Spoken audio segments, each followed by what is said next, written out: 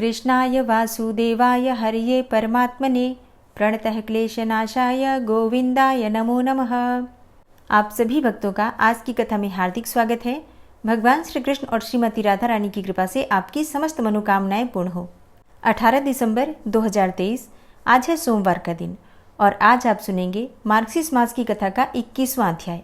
और इस कथा में आजकल आप सुन रहे हैं भगवान जगन्नाथ जी और जगन्नाथपुरी की महिमा का वर्णन। अम्बरीश और पुंडरीक के चरित्र का वर्णन सुनने के बाद सभी मुनियों ने एक बार फिर से जैमिनी ऋषि से प्रश्न किया। मुनियों ने पूछा, हे द्विजश्रेष्ठ, जहाँ काष्ठ प्रतिमा के रूप में साक्षात भगवान नारायण विराजमान हैं, वो पुरुषोत्तम क्षेत्र किस देश में है? तब जैमिनी ऋषि ने उत्तर दिया, उत्कल अर्थात उड़ीसा नाम से प्रसिद्ध एक परम पावन देश है, जहाँ अनेकों तीर्थ और बहुत से पवित्र देव मंदिर हैं। वह प्रदेश दक्षिण समुद्र के तट पर बसा हुआ है और उसमें रहने वाले पुरुष सदाचार के आदर्श हैं। वहाँ के ब्राह्मण उत्तम आचार और स्वाध्याय से संपन्न होकर सदा यज्ञ कर्म में संलग्न रहते हैं। सृष्टि के आदि में यज्ञ और वेदाध्ययन की प्रवृत्ति वहीं से होती है। अतः वहाँ के निवासी ब्राह्मण वेद शास्त्रों के प्रवर्तक हैं। उस देश को 18 विद्याओं की निधि बताया गया है। वहाँ भगवान नारायण की आज्ञा से घर घर में लक्ष्मी का वास है। उस देश के निवासी मनुष्य लज्जाशील, विनयी, चिंता तथा रोग से रहित, माता पिता के सेवक, सत्यवादी तथा विष्णु भक्त हैं। वहाँ कोई भी पुरुष ऐसा नहीं होगा जो विष्णु का भक्त एवं आस्तिक न हो। उस देश के सब लोग परोपकारी हैं। लोभी, दुष्ट और शठ मनुष्यों का वहाँ सर्वथा अभाव है। उस प्रदेश के लोग दीर्घजीवी होते हैं। स्त्रियां पतिव्रता, सुशीला, धर्मपारायणा, लज्जा और सदाचार से विभूषित, रूपवती, सब प्रकार के आभूषणों से अलंकृत तथा कुलशील और वय के अनुसार आचार विचार का पालन करने वाली होती हैं। वहाँ के क्षत्रिय भी अपने कर्तव्य का पालन करते हैं। वे सबके सब प्रजा की रक्षा के व्रत में दीक्षित होते हैं। दान देने में उदार और सब शास्त्रों के ज्ञान में निपुण होते हैं। सदा अधिक दक्षिणा वाले यज्ञों का अनुष्ठान करते हैं। उनकी यज्ञ वेदियाँ सदा प्रज्वलित रहती हैं तथा सुवर्णभूषित यूप शोभा पाते हैं। उनके घर पर पधारे हुए अतिथियों को उनकी कामना से अधिक वस्तुएं देकर वे संतुष्ट करते हैं। उत्कल के वैश्य भी कृषि, वाणिज्य और गोरक्षा की वृत्ति में स्थित होते हैं। वे अपनी भक्ति और धन से देवता, गुरु और ब्राह्मणों को तृप्त करते हैं। वहाँ किसी एक के घर पर पधारे हुए याचक को दूसरे के घर पर जाने की आवश्यकता नहीं रह जाती। उस देश के शूद्र संगीत, काव्य, कला और शिल्प में कुशल तथा प्रिय वचन बोलने वाले होते हैं। धार्मिक एवं स्नान दान आदि कर्मों में भी तत्पर रहते हैं। वे अपने मन, वाणी, क्रिया तथा धन के द्वारा द्विजों की सेवा में लगे रहते हैं। वहाँ वर्ण शंकर जाति के लोग भी अपने अपने धर्म में स्थित होते हैं। ऋतुएं विपरीत प्रभाव नहीं धारण करती। मेघ असमय में वर्षा नहीं करती। खेती को हानि नहीं पहुँचती। हवा का भी कष्ट नहीं होता तथा प्रजा को भूख की पीड़ा नहीं सहन करनी पड़ती। अकाल और महामारी का प्रकोप नहीं होता। राज्य का नाश नहीं होता। पृथ्वी पर होने वाली कोई भी वस्तु वहाँ अलभ्य नहीं है। यही वह सब देशों में श्रेष्ठ उत्कल है। दक्षिण समुद्र में मिलने वाली ऋषि कुल्या नदी तक पहुंचकर स्वर्ण रेखा और महानदी के बीच में जो देश प्रतिष्ठित है वही उत्कल है। इस पवित्र प्रांत में बहुत से उत्तम क्षेत्र हैं। जैमिनी ऋषि आगे कहते हैं, हे मुनियों, सत्ययुग में इंद्रदुम्न नाम से प्रसिद्ध एक श्रेष्ठ राजा हो गए हैं। उनका जन्म सूर्यवंश में हुआ था। वे ब्रह्मा जी से 5वीं पीढ़ी नीचे थे। राजा इंद्रदुम्न सत्यवादी, सदाचारी, शुद्ध तथा सात्विक पुरुषों में से अग्रगण्य थे। प्रजा को अपनी संतान समझकर सदा न्यायपूर्वक उनका पालन करते थे। वे आध्यात्मिक ज्ञान में कुशल, शूर, समर विजयी, सदा उद्यमशील, ब्राह्मण पूजक तथा पितृभक्त थे। 18 विद्याओं में दूसरे बृहस्पति के समान प्रवीण थे। ऐश्वर्य में देवराज इंद्र तथा कोष संग्रह में कुबेर की समानता करते थे। रूपवान, सौभाग्यशाली, शीलवान, दानी, भोगी, प्रियवक्ता, समस्त यज्ञों का यजन करने वाले तथा सत्य प्रतिज्ञ भी थे। उनमें भगवान विष्णु की भक्ति थी। सत्य भाषण का गुण भी था। उन्होंने क्रोध और इंद्रियों पर विजय प्राप्त कर ली थी। वे श्रेष्ठ राजसूय यज्ञ तथा सहस्त्रों अश्वमेघ यज्ञों का अनुष्ठान कर चुके थे। संसार बंधन से मुक्त होने की इच्छा रखकर सदा धर्म आचरण में ही लगे रहते थे। इस प्रकार वे सर्वगुण संपन्न राजा इंद्रदुम्न समूची पृथ्वी का पालन करते हुए मालव देश में विख्यात थे और समस्त रत्नों से संपन्न द्वितीय अमरावती के समान सुशोभित अवंती नाम वाली नगरी में निवास करते थे। वहां रहते हुए राजा ने भगवान विष्णु में मन, वाणी और क्रिया द्वारा परम अद्भुत एवं उत्तम भक्ति बढ़ाई। एक दिन भगवान लक्ष्मीपति की पूजा के समय देव पूजा गृह में बैठे हुए राजा ने अपने पुरोहित से आदरपूर्वक पूछा, हे पुरोहित जी, आप उस उत्तम क्षेत्र का पता लगाइए जहां हम इसी नेत्र से साक्षात भगवान जगन्नाथ का दर्शन करें। वैष्णव राजा के ऐसा कहने पर पुरोहित जी ने तीर्थयात्रियों के एक झुंड को देखकर उनसे प्रेम पूर्वक कहा, तीर्थों में विचरने वाले तथा तीर्थों का ज्ञान रखने वाले धर्मात्मा पुरुषों, हमारे महाराज जो आज्ञा देते हैं उसे तुम लोगों ने सुना है क्या? तुम में से किसी को उत्तम तीर्थ का पता है क्या? उनका अभिप्राय समझकर उन यात्रियों में से एक व्यक्ति, जो कि बहुत सारे तीर्थों में घूम चुका था और अच्छा वक्ता था, राजा के पास आकर हाथ जोड़कर बोला, राजन, मैंने बचपन से ही अनेकों तीर्थों में भ्रमण किया है। भारतवर्ष में ओढ़ नाम से प्रसिद्ध एक देश है। उस देश में दक्षिण समुद्र के तट पर श्री पुरुषोत्तम क्षेत्र है, जहाँ नीलाचल नाम का एक पर्वत है। वह सब ओर से वनों द्वारा घिरा हुआ है। उसके बीच में कल्प वृक्ष है, जिसके पश्चिम भाग में रोहिणी कुंड है। वह भगवान की करुणा रूप जल से भरा हुआ है, जो स्पर्श करने मात्र से ही मोक्ष देने वाला है। उसके पूर्वी तट पर इंद्रनील मणि की बनी हुई भगवान वासुदेव की प्रतिमा है, जो साक्षात मोक्ष प्रदान करने वाली है। उस कुंड में स्नान करके जो भगवान पुरुषोत्तम का दर्शन करता है वह मुक्त हो जाता है। वहाँ शबरदीप नाम का एक श्रेष्ठ आश्रम है, जो कि भगवत विग्रह से पश्चिम दिशा में स्थित है। उस आश्रम से एक पगडंडी का रास्ता है, जिससे भगवान विष्णु के स्थान तक जा सकते हैं। वहाँ शंख चक्र गदाधारी साक्षात भगवान जगन्नाथ विराजमान हैं। वे करुणा के समुद्र हैं। दर्शन मात्र से ही सब जीवों को मुक्ति प्रदान करते हैं। हे राजन, देवाधिदेव जगन्नाथ जी की प्रसन्नता के लिए मैंने 1 वर्ष तक पुरुषोत्तम क्षेत्र में निवास किया है। मैं महामूर्ख था, परंतु उनकी कृपा से इस समय 18 विद्याओं में प्रवीण हो गया हूँ और मेरी बुद्धि भी निर्मल हो गई है, जिससे कि भगवान विष्णु के सिवा और कुछ मैं देखता ही नहीं। तुम सदैव दृढ़तापूर्वक उत्तम व्रत का पालन करने वाले विष्णु भक्त हो, इसलिए तुम्हारे पास आया हूँ। मैं तुमसे इस समय धन अथवा भूमि नहीं मांगता, केवल इतना ही कहता हूँ कि मेरी इस बात को झूठ न मानकर वहाँ पुरुषोत्तम क्षेत्र में निवास करने वाले भगवान लक्ष्मीपति का भजन करो। यो कहकर वह जटाधारी यात्री सबके देखते देखते शीघ्र अंतर्ध्यान हो गया। इससे राजा को बड़ा विस्मय हुआ और वह व्याकुल होकर पुरोहित से बोले, यह अलौकिक वृतांत अलौकिक पुरुष से ही सुना गया है। अब मेरी बुद्धि जहाँ भगवान गदाधर विराजमान है वहां जाने के लिए उतावली हो रही है। हे द्विजश्रेष्ठ, मेरे धर्म, अर्थ और काम एक दूसरे के अनुकूल रहकर सदा आपके अधीन रहे हैं। आपके प्रसाद से मैंने त्रिवर्ग का साधन तो कर लिया। यदि आप इस भगवत दर्शन के कार्य में भी मेरे साथ चलेंगे तो मैं आपके सहयोग से चारों पुरुषार्थों को प्राप्त कर लूंगा।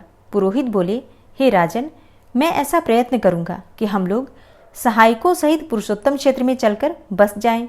जन्म की सफलता इससे बढ़कर और क्या हो सकती है कि साक्षात भगवान लक्ष्मीपति का दर्शन किया जाए।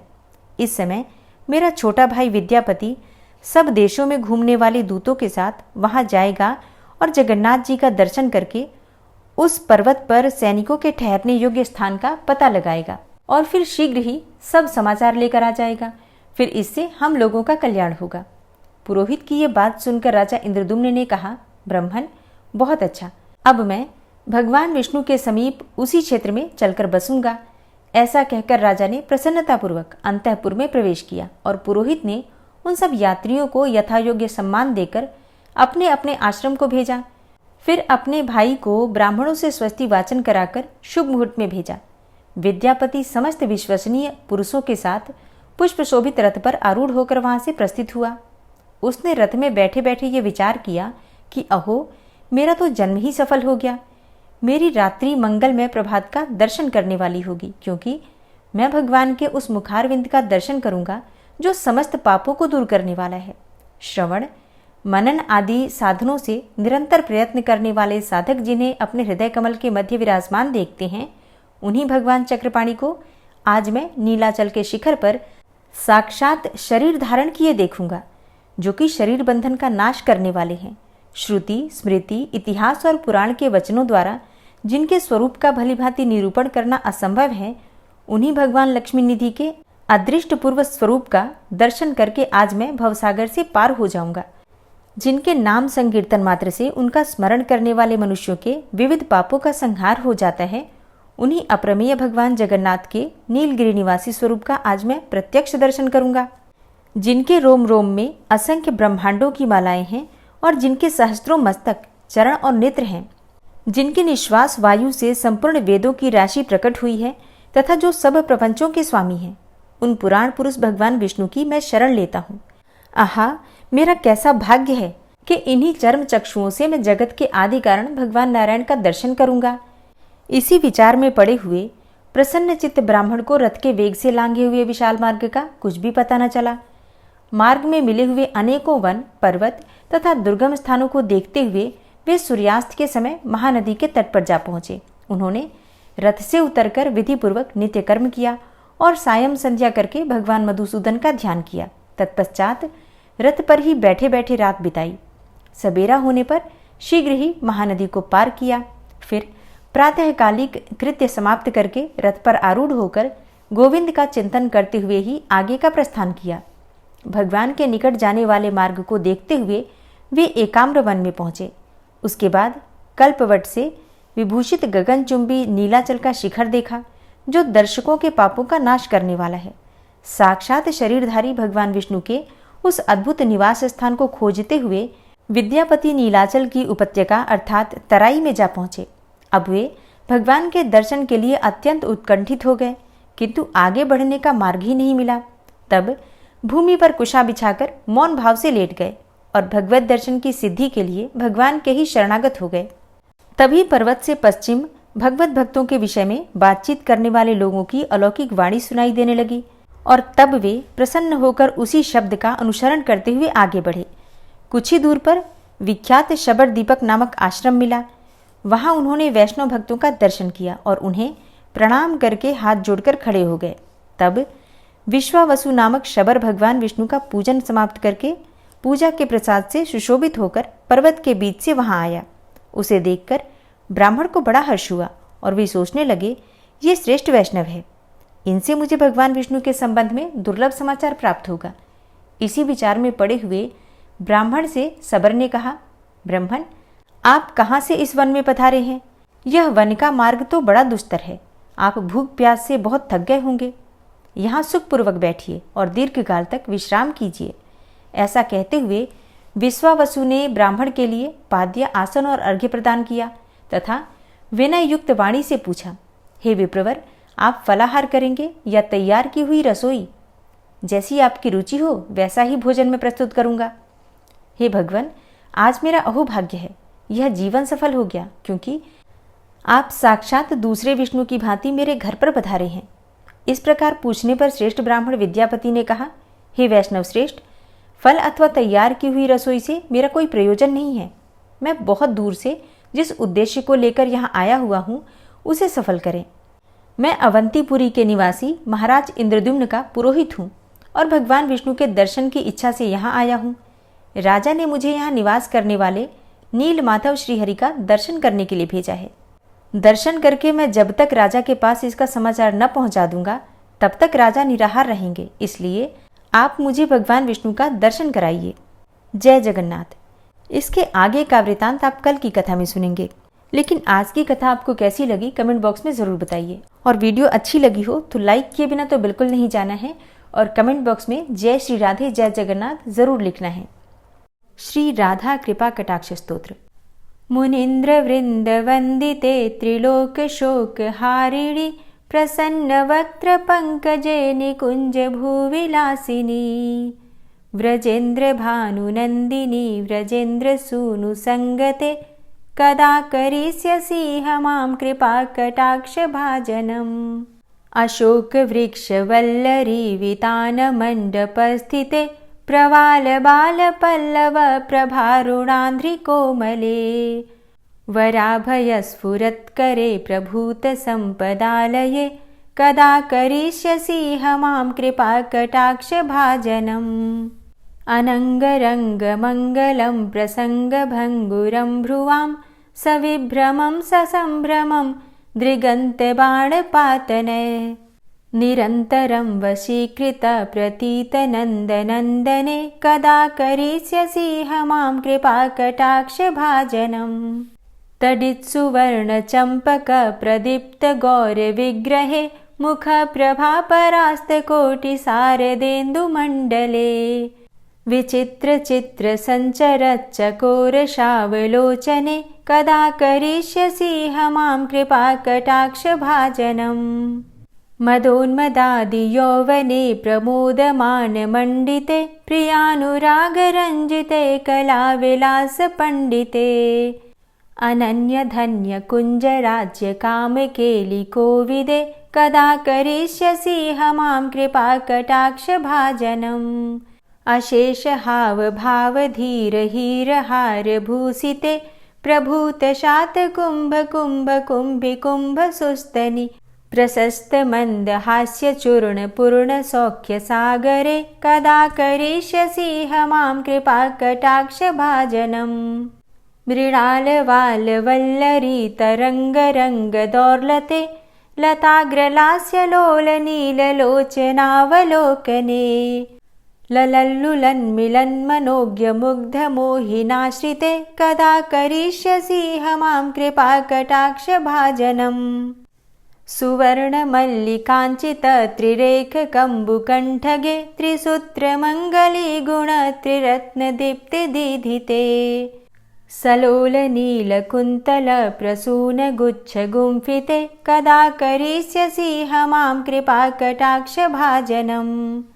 नितम्बबिम्बलम्बमानपुष्पमेखलागुणे प्रशस्तरत्नकिङ्किणीकलापमध्यमञ्जुले करीन्द्रशुण्डदण्डिकावरोहशोभगोरुके कदा करिष्यसि मां कृपाकटाक्षभाजनम् अनेकमन्त्रनादमञ्जुनूपुरारवस्खलत् समाजराजहंसवंश निक्वडातिगौरवे विलोलहेमवल्लरी विडम्बिचारुचङ्क्रमे कदा करिष्यसि मां कृपाकटाक्षभाजनम् अनन्तकोटिविष्णुलोकनम्रपद्मजार्चिते हिमाद्रिजापुलोमजा विरिञ्चिजावरप्रदे अपारसिद्धिरिद्धिदिग्धसत्पदाङ्गुलीनखे कदा करिष्यसि मां कृपाकटाक्षभाजनम् मखेश्वरी क्रियेश्वरी स्वधेश्वरी सुरेश्वरी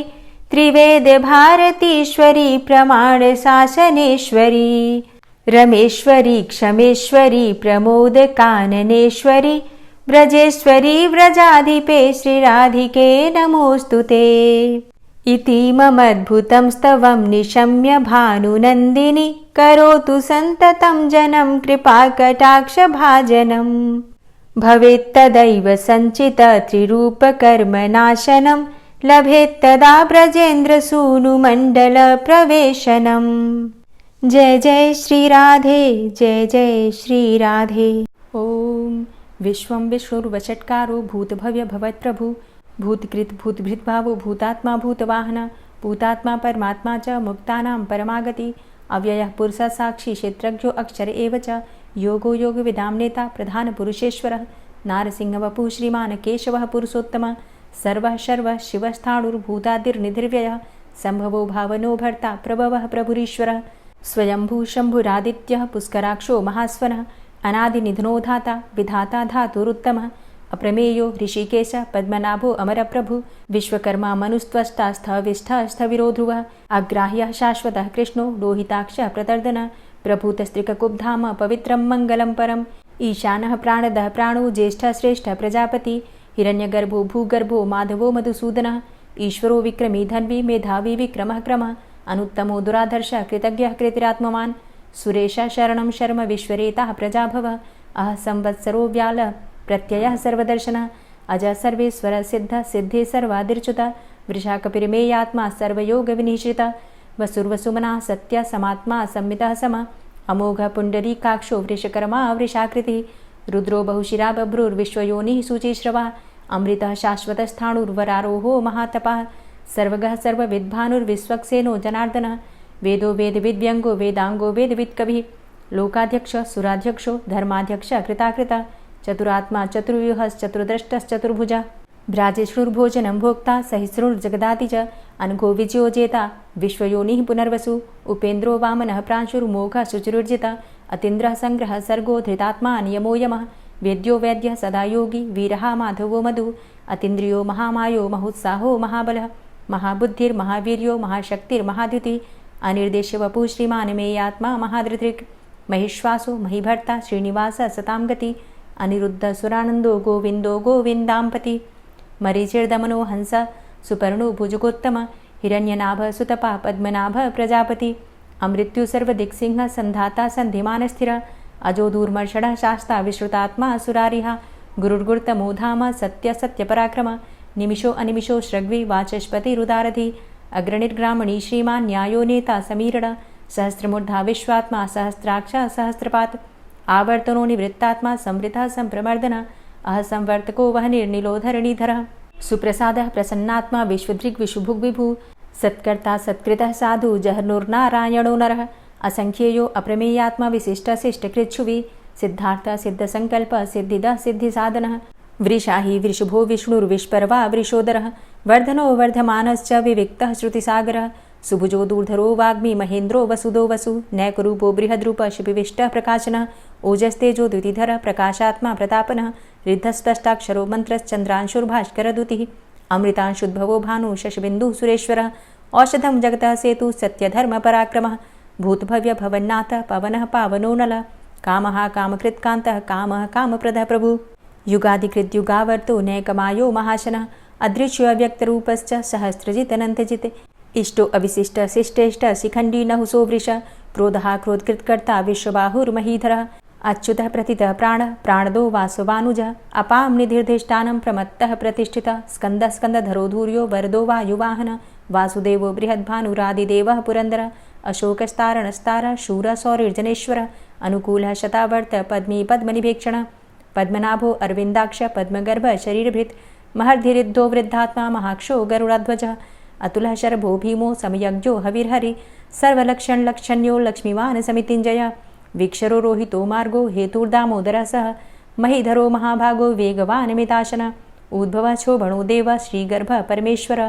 करणं कारणं कर्ता विकर्ता गहनो गुह व्यवसायो व्यवस्थान संस्थान स्थानदो ध्रुव परर्थी परमस्पस्तुष्ट पुष्ट सुभेक्षणः रामो विरामो विरजो मार्गो नेयो नयोनयः वीरः शक्तिमतां श्रेष्ठो धर्मो धर्मविदुत्तमः वैकुण्ठः पुरुषः प्राणः प्राणदः प्रणवः पृथु हिरण्यगर्भः शत्रुघ्नो व्याप्तो वायुरुधोक्षजः ऋतुः सुदर्शनः कालः परमेष्ठी परिग्रहः उग्रः संवत्सरो दक्षो विश्रामो विश्वदक्षिणः विस्तारः स्थावरस्थाणु प्रमाणं बीजमव्ययम् अर्थो अनर्थो महाकोशो महाभोगो महाधनः अनिर्विण्णः स्थविष्टोऽभू धर्मयुपो महामखः नक्षत्रनेमिर्नक्षत्री क्षमः समीहनः यज्ञ इज्यो महेज्यश्च क्रतुसत्रं सतां गतिः सर्वदर्शी विमुक्तात्मा सर्वज्ञो ज्ञानमुत्तमं सुव्रतः सुमुखः सुष्मा सुघोषः सुखदः सुहृतः मनोहरो जित्क्रोधो वीरबाहुर्विदारणः स्वापनः स्ववसो व्यापी नैकात्मा नैककर्मकृत् वत्सरो वत्सलो वत्सी रत्नगर्भो धनेश्वरः धर्मगुप्धर्मकृद्धर्मी सदसक्षरमक्षरम् अविज्ञाता सहस्रांशुर्विधाता कृतलक्षणः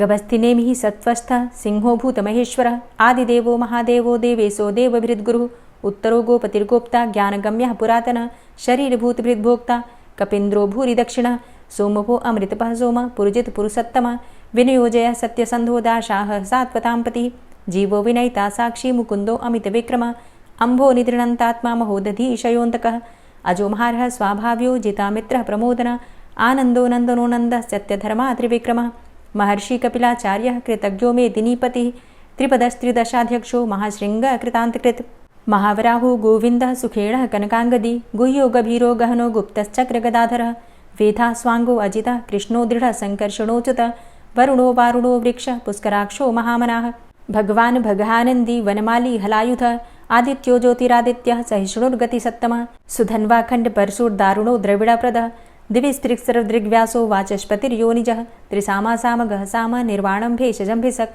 सन्न्यासकृच्छमः शान्तो निष्ठा शान्तिः परायणं शुभाङ्गः शान्तिदस्रष्टा कुमुदः कुवलेशय गोहितो गोपतिर्गोप्ता वृषभाक्षो वृषप्रियः अनिवर्ति निवृतात्मा संक्षेप्ता चेमकृच्छिवः श्रीवत्सवक्षा श्रीवास श्रीपति श्रीमतांबर श्रीद श्रीश श्रीनिवास श्रीनिधि श्रीविभावन श्रीधर श्रीकर श्रेय श्रीमान लोकत्रयाश्रय स्वक्ष स्वंग शतानंदो नंदिर्ज्योतिर्गणेश्वर विजितात्मा विधेयात्मा सत्कीर्तिश्छिन्न संशय उदीर्ण सर्वतक्षसुर निश शाश्वत स्थिर भूषयो भूषणो भूतिर्विशोकः शोकनाशन अर्चिष्मानर्चित कुंभो विशुद्धात्मा विशोधन अनिरुद्धो अप्रतिरथ प्रद्युम्नो अमित विक्रमः कालिनेमि निहावीर शौरी सूर्यजनेश्वर त्रिलोकात्मा त्रिलोकेशः केशवः केशिहारी कामदेवः कामपालः कामीकान्तः कृतागमः अनिर्देशव पुर्विष्णोर्वीरो अनन्तो धनञ्जयः ब्रह्मण्यो ब्रह्मकृद् ब्रह्मा ब्रह्म ब्रह्म विवर्धन ब्रह्मविद् ब्राह्मणे ब्रह्मी ब्रह्मज्ञो ब्राह्मण प्रियः महाक्रमो महाकर्मा महातेजा महुरगः महाक्रतुर्महायज्वा महायज्ञो महाहवि स्तव्यः स्तव प्रियः स्तोत्रं स्तुतिस्तोतारण प्रियः पूर्णः पुरैता पुण्य पुण्यकीर्तिर्नामयः मनोजवस्तीर्थकरो वसुरेता वसुप्रद वसुप्रदो वासुदेव वसुर्वसुमनाहवि सद्गतिः सत्कीर्तिः सत्ता सद्भूति सत्परायणः शूरसेनो यदुश्रेष्ठः सन्निवासः सुयामुनः भूतावासो वासुदेवः सर्वासु निलयोऽनलः दर्पः दर्पदो दृप्तो दूढरोथा पराजितः विश्वमूर्तिर्महामूर्तिर्दीप्तमूर्तिर्मूर्तिमान् अनेकमूर्तिरव्यक्तः शतमूर्तिः शताननः एको नैकः सवकः किं यत्तत्पदमनुत्तमं लोकबन्धुर्लोकनाथो माधवो भक्तवत्सलः सुवर्णवर्णो हेमाङ्गो वराङ्गश्चन्दनाङ्गदी वीरः विषमः शून्यो घृताशीरचलश्चलः अमानीमानदोमान्यो लोकस्वामी त्रिलोकधृक् सुमेधा मेधजो धन्यः सत्यमेधाधराधरः तेजोवृषः द्वितिधरः सर्वशस्त्रभृताम्बरः प्रग्रहो निग्रहो व्यग्रो नैकशृङ्गो गदाग्रजः चतुर्मूर्तिश्चतुर्बाहुश्चतुर्व्यूहश्चतुर्गति चतुरात्मा चतुर्भावश्चतुर्वेदविदेकपात् समावर्तो अनिवृतात्मा दुर्जयो दुरतिक्रम दुर्लभो दुर्गमो दुर्गो दुरावासो दुरारिः शुभांगो लोकसारंग सुतन्तुस्तन्तुवर्धन इंद्रकर्मा महाकर्मा कृतकर्मा कृतागम उद्भवः सुन्दरः सुन्दो रत्ननाभः सुलोचनः अर्को वाजसनः शृङ्गी जयन्तः सर्वविजयी सुवर्णबिन्दुरक्षोभ्य सर्वभागीश्वरेश्वरः महाह्रदो महागर्तो महाभूतो महानिधि कुमुदः कुन्दरः कुन्दः पर्जन्यः पावनो नीलः अमृताशो अमृतवपुः सर्वज्ञः सर्वतोमुखः सुलभः सुव्रतः सिद्धः शत्रुजित् शत्रुतापनः न्यग्रोधो दुम्बरो अस्वस्थश्चाणुरान्ध्रनिषूदनः सहस्रार्चिः सप्तजिह्वः सप्तैधा सप्तवाहनः अमूर्तिरणघो अचिन्त्यो भयकृद्भयनाशनः अणुर्बृहत्कृशः स्थूलो गुणभृन्निर्गुणो महान् अधृतः स्वधृतः स्वास्य प्राग्वंशो वंशवर्धनः भारभृतिकथितो योगी योगी स सर्वकामद आश्रमश्रमण क्षाम सुपर्णो वायुवाहन धनुर्धरो धनुर्वेदो दण्डोदमयितादम अपराजितः सर्वसहो नियन्ता नियमो यमः सत्त्ववान् सात्विकः सत्य सत्यधर्मपरायण अभिप्रायः प्रियार्होरः प्रियकृत्प्रीतिवर्धनः विहाय सगतिर्ज्योति सुरुचिर्हुद्भुग्विभु रविर्विलोचनः सूर्य सविता रविलोचनः अनन्तो हुद्भुग्भोक्ता सुखदो नैकजोग्रज अनिर्विण्ण सदामर्षि लोकाधिष्ठानमद्भुतः सनात सनातन्तमः कपिलः कपिरप्यय स्वस्तिदा स्वस्तिकृत् स्वस्ति स्वस्तिभुक् स्वस्ति दक्षिणः रौद्रः कुण्डली चक्रे विक्रमयुर्जितशासनः शब्दातिगः शब्दशः शिशिरः शर्वरीकर अक्रूरः पेशलो दक्षो दक्षिणः क्षमिणाम्बर विद्वतमो वितभय पुण्यश्रवणकीर्तन उत्तारणो दुष्कृतिः पुण्यो दुःस्वप्ननाशन वीरः रक्षणः सन्तो जीवनः पर्यवस्थितः अनन्तरूपो अनन्तसृर्जितमन्युर्भयापः चतुरश्रो गभीरात्मा विदिशो व्यादिशो दिश अनादिर्भूर्भुवो लक्ष्मीः सुवीरो रुचिराङ्गद जननो जन्मादिर्भीमो भीमपराक्रम आधारनीलयोधाता पुष्पहासः प्रजागर ऊर्ध्वग सत्पथाचारः प्राणदः प्रणमपण प्रमाणं प्राणनीलयः प्राणभृत् प्राणजीवनः तत्त्वं तत्त्वविदेकात्मा जन्म मृत्यु जरातिग पूर्वस्वस्तरुस्तार सविता प्रपितामह यज्ञो यज्ञपतिर्यज्वा यज्ञांगो यज्ञवाहन यज्ञभृद्यज्ञकृद्यज्ञ यज्ञभुग्यज्ञसाधन यज्ञान्तिकृद्यज्ञ गुह्यमन्यमन्नादेव च आत्मयोनिः स्वयं जातो वैखानः सामगायन देवकीनन्दन स्रष्टा क्षितिसः पापनाशन शङ्खभृन्नन्दकी चक्री शारङ्गधन्वा गदाधरः रथाङ्गपाणिरक्षोभ्य सर्वप्रहरणायुध ओम नमः इति। गजेंद्र मोक्ष पाठ। पाठ सुनाने से पहले थोड़ी सी जानकारी मैं आपको देना चाहती हूँ इस स्तोत्र के बारे में। हिंदू धर्म के प्रथम ग्रंथ श्रीमद् भगवद गीता के 3 अध्याय में गजेंद्र स्तोत्र पढ़ने को मिलता है। इसमें श्लोकों की संख्या है 33 और ऐसा कहा जाता है कि इस मंत्र का जाप करने से जीवन में किसी भी प्रकार की परेशानी हो तत्काल आपको उससे मुक्ति मिल जाती है।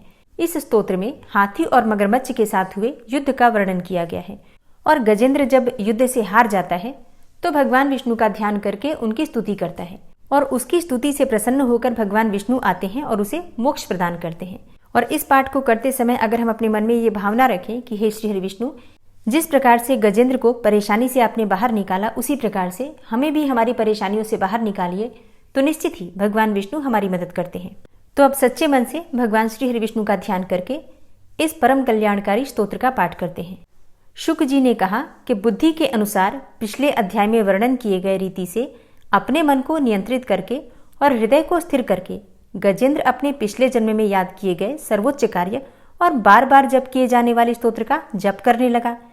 गजेंद्र ने मन ही मन श्रीहरि को ध्यान करते हुए कहा कि जिनके प्रवेश करने से शरीर और मस्तिष्क चेतन की तरह व्यवहार करने लगते हैं, ओम द्वारा लक्षित और पूरे शरीर में प्रकृति और पुरुष के रूप में प्रवेश करने वाले उस सर्वशक्तिमान देवता का मैं मन ही मन स्मरण करता हूँ, जिनके सहारे ये पूरा संसार टिका हुआ है और जिनसे ये सारा संसार अवतरित हुआ है, जिन्होंने प्रकृति की रचना की है और जो खुद उसके रूप में ही प्रकट है, लेकिन उसके बावजूद भी वो इस पूरी दुनिया में सर्वोपरि और श्रेष्ठ हैं।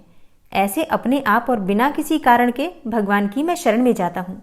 अपने संकल्प शक्ति के बल पर अपने ही स्वरूप में रचित और सृष्टि काल में प्रकट एवं प्रलय में अप्रकट रहने वाले इस शास्त्र प्रसिद्धि प्राप्त कार्य कारण रूपी संसार को जो बिना कुंठित दृष्टि के साक्ष्य रूप में देखते रहने पर भी लिप्त नहीं होते, चक्षु आदि प्रकाशकों के परम प्रकाशक प्रभु आप मेरी रक्षा करें।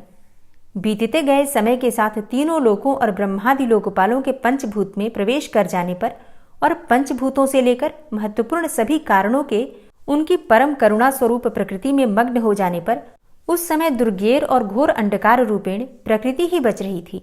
उस अंधकार से परे अपने परम धाम में जो सर्वव्यापी भगवान सभी दिशाओं में प्रकाशित होते रहते हैं, वो भगवान मेरी रक्षा करें। विभिन्न नाट्य रूपों में अभिनय करने वाले और उस अभिनेता के वास्तविक स्वरूप को जिस प्रकार से साधारण लोग भी नहीं जान पाते, उसी तरह से सत्व प्रधान देवता और महर्षि भी जिनके स्वरूप को नहीं जान पाते, ऐसे में कोई साधारण प्राणी उनका वर्णन कैसे कर सकता है। ऐसे दुर्गम चरित्र वाले भगवान मेरी रक्षा करें। अनेकों शक्ति से मुक्त, सभी प्राणियों को आत्मबुद्धि प्रदान करने वाले, सबके बिना कारण हित और अतिशय साधु स्वभाव ऋषि मुनिजन जिनके परम स्वरूप को देखने की इच्छा के साथ वन में रहकर अखंड ब्रह्मचर्य तमाम अलौकिक व्रतों को नियमों के अनुसार पालन करते हैं, ऐसे प्रभु ही मेरी गति है। वह जिनका हमारी तरह न तो जन्म होता है और न जिनके द्वारा अहंकार प्रेरित कर्म ही होते हैं, जिनके निर्गुण स्वरूप का न तो कोई नाम है और न रूप ही है, फिर भी समय के अनुसार जगत की सृष्टि एवं प्रलय के लिए स्वेच्छा से जन्म आदि को स्वीकार करते हैं, उन अनंत शक्ति संपन्न परम ब्रह्म परमेश्वर को नमस्कार है। उन प्राकृत आकार रहित एवं अनेकों आकार वाले अद्भुत कर्मा भगवान को बारंबार नमस्कार है। स्वयं प्रकाशित सभी साक्ष्य परमेश्वर को मेरा शत शत नमन है। वैसे देव जो मन वाणी और चित्तवृत्तियों से परे हैं, उन्हें मेरा बारंबार नमस्कार है। विवेक से परिपूर्ण, पुरुष के द्वारा सभी सत्व गुणों से परिपूर्ण, निवृत्ति धर्म के आचरण से मिलने योग्य और मोक्ष सुख की अनुभूति रूपी भगवान को मेरा नमस्कार है। सत्व गुण को स्वीकार करके शांत, रजोगुण को स्वीकार करके घोर एवं तमोगुण को स्वीकार करके मूढ़ से प्रतीत होने वाले भेद रहित, अतएव सदा समभाव से स्थित ज्ञानघन प्रभु को मेरा नमस्कार है। शरीर इंद्रिय आदि के समुदाय रूप संपूर्ण पिंडों के ज्ञाता, सबके स्वामी एवं साक्षी रूप प्रभु को मेरा नमस्कार है। सबके अंतर्यामी, प्रकृति के भी परम कारण किंतु स्वयं कारण रहित प्रभु को नमस्कार है। संपूर्ण इंद्रियों एवं उनके विषयों के ज्ञाता, समस्त प्रतीतियों के कारण रूप, संपूर्ण जड़ प्रपंच एवं सबकी मूलभूता अविद्या के द्वारा सूचित होने वाले तथा संपूर्ण विषयों में अविद्या रूप से भासने वाले प्रभु को मेरा नमस्कार है। सबके कारण किंतु स्वयं कारण रहित तथा कारण होने पर भी परिणाम रहित होने के कारण अन्य कारणों से विलक्षण कारण आपको बारंबार नमस्कार है। संपूर्ण वेदों एवं शास्त्रों के परम तात्पर्य, मोक्ष रूप एवं श्रेष्ठ पुरुषों की परम गति भगवान को नमस्कार है। जो त्रिगुण रूप काष्ठों में छिपे हुए ज्ञान रूप अग्नि है, उक्त गुणों में हलचल होने पर जिनके मन में सृष्टि रचने की बाह्य वृत्ति जागृत हो उठती है तथा आत्मतत्व की भावना के द्वारा विधि निषेध रूप शास्त्र से ऊपर उठे हुए ज्ञानी महात्माओं में जो स्वयं प्रकाशित हो रहे हैं, उन प्रभु को मैं नमस्कार करता हूँ। मुझ जैसे शरणागत पशु तुल्य अर्थात अविद्याग्रस्त जीवों की अविद्या रूप फांसी को सदा के लिए पूर्ण रूप से काट देने वाले अत्यधिक दयालु एवं दया करने में भी कभी आलस्य न करने वाले नित्य मुक्त प्रभु को नमस्कार है। अपने अंश से संपूर्ण जीवों के मन में अंतर्यामी रूप से प्रकट होने वाले सर्वनियंता अनंत परमात्मा आपको नमस्कार है। शरीर, पुत्र, मित्र, घर, संपत्ति एवं कुटुंबियों में आसक्त लोगों के द्वारा कठिनता से प्राप्त होने वाले तथा मुक्त पुरुषों के द्वारा अपने हृदय में निरंतर चिंतित ज्ञान स्वरूप सर्वसमर्थ भगवान को नमस्कार है। जिन्हें धर्म, अभिलाषित भोग, धन तथा मोक्ष की कामना से भजने वाले लोग अपनी मनचाही गति पा लेते हैं, अपितु जो उन्हें अन्य प्रकार के अयाचित भोग एवं अविनाशी पार्षद शरीर भी देते हैं, वे अतिशय दयालु प्रभु मुझे इस विपत्ति से सदा के लिए उबार लें।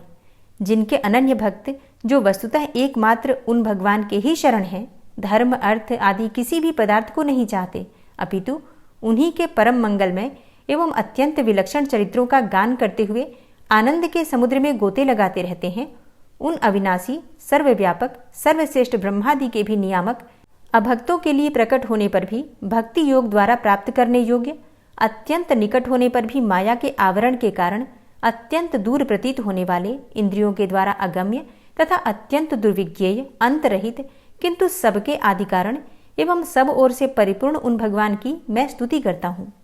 ब्रह्मा आदि समस्त देवता, चारों वेद तथा संपूर्ण चराचर जीव नाम और आवृत्ति भेद से जिनके अत्यंत क्षुद्र अंश के द्वारा रचे गए हैं, जिस प्रकार प्रज्वलित अग्नि से लपटे तथा सूर्य से किरणें बार बार निकलती हैं और पुनः अपने कारण में ही लीन हो जाती हैं, उसी प्रकार बुद्धि, मन, इंद्रिय और नाना योनियों के शरीर, यह गुणमय प्रपंच जिन स्वयं प्रकाश परमात्मा से प्रकट होता है और पुनः उन्हीं में लीन हो जाता है, वे भगवान न तो देवता हैं और न असुर, न मनुष्य हैं न तिर्यक अर्थात मनुष्य से नीची, पशु, पक्षी आदि किसी भी योनि के प्राणी हैं, न वे स्त्री हैं और न पुरुष हैं और ना ही नपुंसक हैं, न वे ऐसे कोई जीव हैं जिनका इन तीनों ही श्रेणियों में समावेश हो सके, न वे गुण हैं, न कर्म है, न कार्य है और न तो कारण ही है।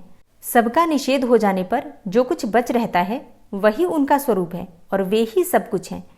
ऐसे भगवान मेरे उद्धार के लिए आविर्भूत हों। मैं इस ग्राह के चंगुल से छूटकर जीवित नहीं रहना चाहता, क्योंकि भीतर और बाहर सब ओर से अज्ञान से ढके हुए इस हाथी के शरीर से मुझे क्या लेना है। मैं तो आत्मा के प्रकाश को ढक देने वाले उस अज्ञान की निवृत्ति चाहता हूँ, जिसका कालक्रम से अपने आप नाश नहीं होता, अपितु भगवान की दया से अथवा ज्ञान के उदय से ही होता है। इस प्रकार मोक्ष का अभिलाषी मैं विश्व के रचयिता, स्वयं विश्व के रूप में प्रकट तथा विश्व से सर्वथा परे, विश्व को खिलौना बनाकर खेलने वाले, विश्व में आत्मरूप से व्याप्त, अजन्मा, सर्वव्यापक एवं प्राप्य वस्तुओं में सर्वश्रेष्ठ भी भगवान को केवल प्रणाम ही करता हूँ, उनकी शरण में हूँ। जिन्होंने भगवत भक्ति रूप योग के द्वारा कर्मों को जला डाला है, वे योगी लोग उसी योग के द्वारा शुद्ध किए हुए अपने हृदय में जिन्हें प्रकट हुआ देखते हैं, उन योगेश्वर भगवान को मैं नमस्कार करता हूँ। जिनकी त्रिगुणात्मक अर्थात सत्व, रज, तम रूप शक्तियों का राग रूप वेग असह्य है, जो संपूर्ण इंद्रियों के विषय रूप में प्रतीत हो रहे हैं, तथापि जिनकी इंद्रियां विषयों में ही रची पची रहती हैं, ऐसे लोगों को जिनका मार्ग भी मिलना असंभव है, उन शरणागत रक्षक एवं अपार शक्तिशाली आपको बार बार नमस्कार है। जिनकी अविद्या नामक शक्ति के कार्यरूप अहंकार से ढके हुए अपने स्वरूप को यह जीव जान नहीं पाता, उन अपार महिमा वाले भगवान की मैं शरण में आया हूँ। जिसने पूर्वोक्त प्रकार से भगवान के भेद रहित निराकार स्वरूप का वर्णन किया था, उस गजराज के समीप जब ब्रह्मा आदि कोई भी देवता नहीं आए, जो भिन्न भिन्न प्रकार के विशिष्ट विग्रहों को ही अपना स्वरूप मानते हैं, तब साक्षात श्रीहरि, जो सबके आत्मा होने के कारण सर्वदेव स्वरूप हैं, वहां प्रकट हो गए।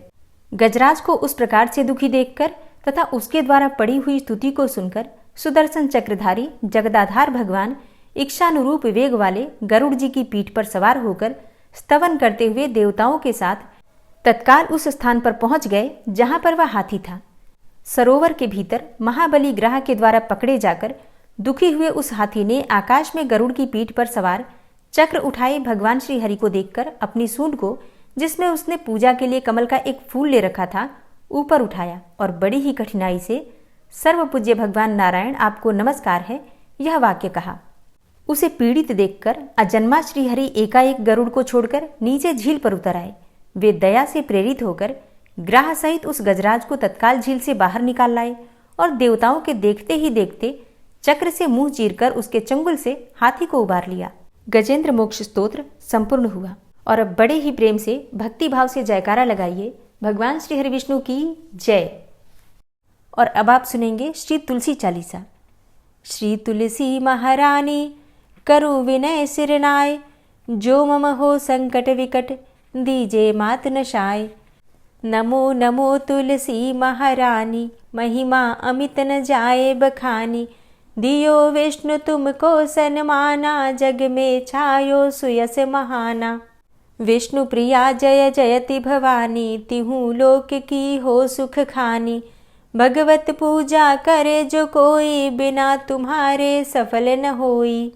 जिन घर तव नहीं होय निवासा, उस घर कर ही विष्णु नहीं बासा।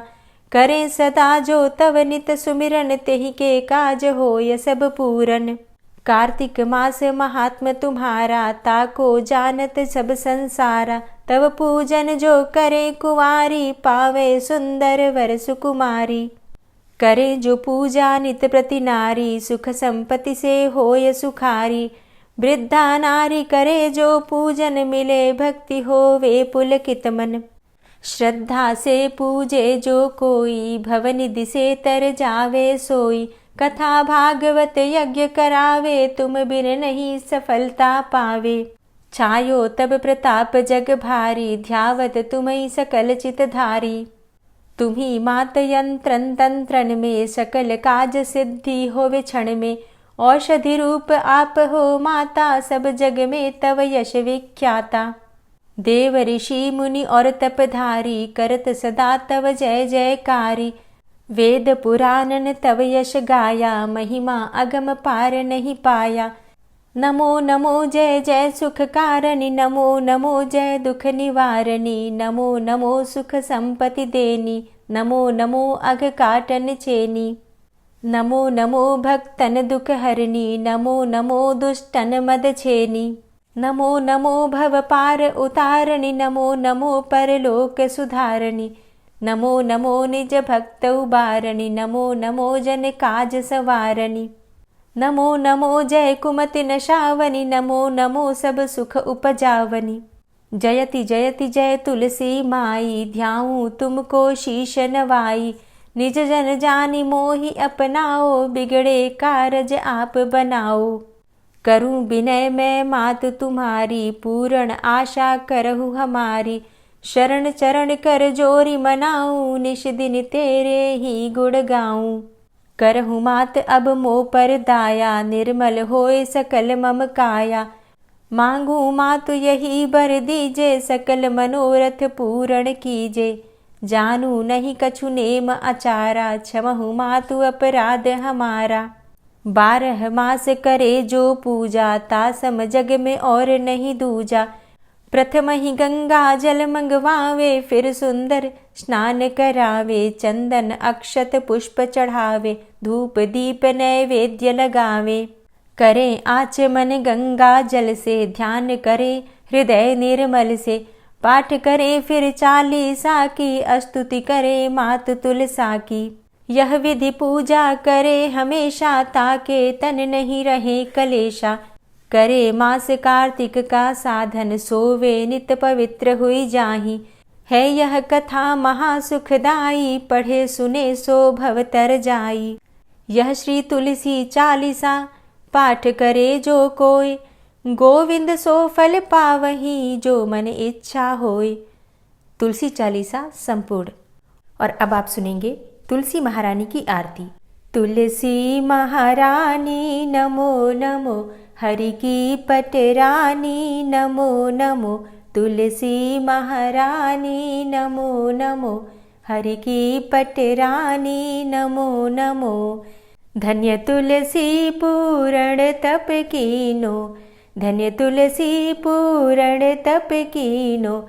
शालिग्राम की बनी पटरानी नमो नमो। तुलसी महारानी नमो नमो, हरि की पटरानी नमो नमो। जाके पत्र मंजरी कोमल, जाके पत्र मंजरी कोमल। श्रीपति कमल चरण लपटानी नमो नमो, हरि की पटरानी नमो नमो। तुलसी महारानी नमो नमो। धूप दीप नैवेद्य आरती, धूप दीप नैवेद्य आरती, पुष्पन की वर्षा बरसानी, नमो नमो हरि की पटरानी, नमो नमो तुलसा महारानी, नमो नमो। 56 भोग 36 व्यंजन, 56 भोग 36 व्यंजन, बिन तुलसा हरि एक न मानी, नमो नमो तुलसी महारानी, नमो नमो हरि की पटरानी, नमो नमो। सभी सखी मैया तेरो यश गावे, सभी सखी मैया तेरो यश गावे, भक्ति दान दीजे महारानी, नमो नमो तुलसा महारानी, नमो नमो हरि की पटरानी, नमो नमो। नमो नमो तुलसा महारानी, नमो नमो तुलसी महारानी, तुलसी महारानी, नमो नमो हरि की पटरानी, नमो नमो तुलसी महारानी, नमो नमो हरि की पटरानी, नमो नमो। प्रेम से बोलिए तुलसी मैया की जय। दोस्तों, अगर आप एकादशी का व्रत करते हैं तो मोक्षदा एकादशी का व्रत कब धारण करना है, इस विषय पर संपूर्ण जानकारी चैनल पर वीडियो अपलोड हो चुकी है, उससे आपको मिल जाएगी, जरूर देख लीजिए। और इसके अलावा भी अगर आपका कोई भी प्रश्न हो या कोई भी विशेष वीडियो देखना चाहते हैं तो कमेंट बॉक्स में ज़रूर लिख दीजिए, इससे सही समय पर आपको उस विषय पर जानकारी मिल जाएगी। और अगर आप चैनल पर पहली बार आए हैं, अभी तक आपने चैनल को सब्सक्राइब नहीं किया है, तो आज की वीडियो अगर आपको अच्छी लगे तो चैनल को सब्सक्राइब करके बेल आइकन को ज़रूर प्रेस कर लीजिए। इससे ये होगा कि इस चैनल पर जो भी नई वीडियो अपलोड होंगी उनकी नोटिफिकेशन आपको सही समय पर प्राप्त होगी। मिलती हूँ मैं आपसे अगली वीडियो में, तब तक के लिए जय श्री राधे।